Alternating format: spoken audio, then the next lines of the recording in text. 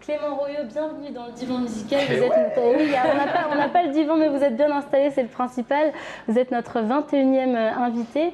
L'objectif de ce divan, c'est en savoir plus sur vous grâce à la musique.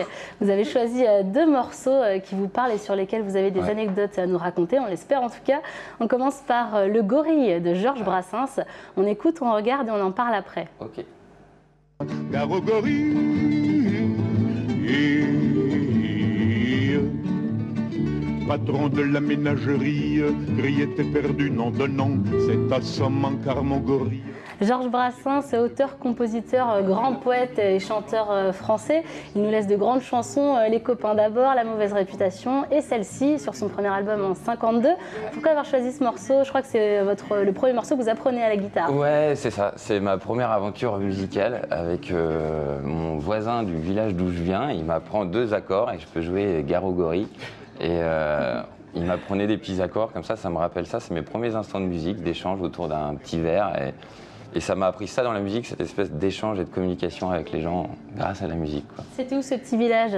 Ozoir-le-Marché dans le Loir-et-Cher. Magnifique. Mais oui, Loir-et-Cher en force, bien sûr.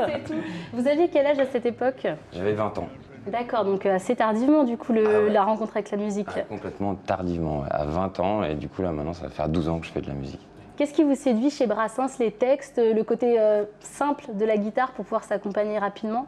Dans un premier temps, le côté qui paraît simple, mais en fait, quand on cherche un peu, on s'aperçoit que les accompagnements ils sont super, les accords ultra enrichis, l'harmonie hyper travaillée et des textes superbes, quoi. Bien, on va passer à votre second choix. Autre style, mais toujours un guitariste avec Django Reinhardt, Blue Drag. On écoute, on regarde, on en parle après.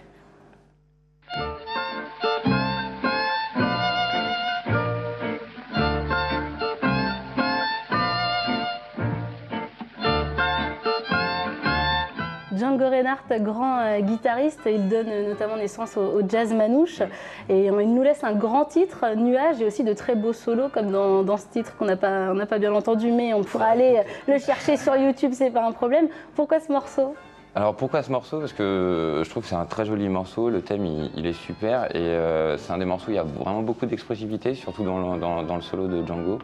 Et c'est vraiment ce truc qui m'a apporté Django quand je l'ai découvert. Ça faisait 3-4 ans que je faisais de la guitare. Et c'est vraiment l'expressivité au sein de la musique, quoi. Sans paroles, sans rien. Il m'emmenait énormément partout avec ses petites mélodies. Il me faisait voyager et je trouvais ça super.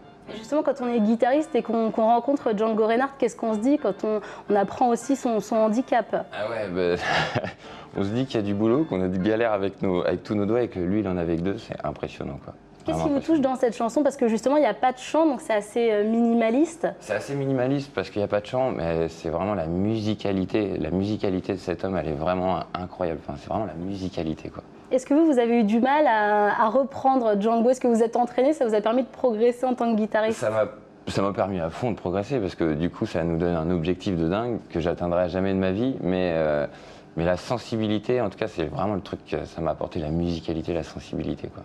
Eh bien, merci Clément Royeux de vous être livré sur le divan musical. Merci. Le divan qui reviendra la semaine prochaine, Émilie. La semaine prochaine, bien sûr, avec un nouvel invité. Merci beaucoup, Mintili. On vous retrouve, bien entendu, avec le divan musical sur la chaîne YouTube et sur le SoundCloud du divan. Et puis, lundi prochain, donc sur TV2 Val de Loire. Chers amis, on va marquer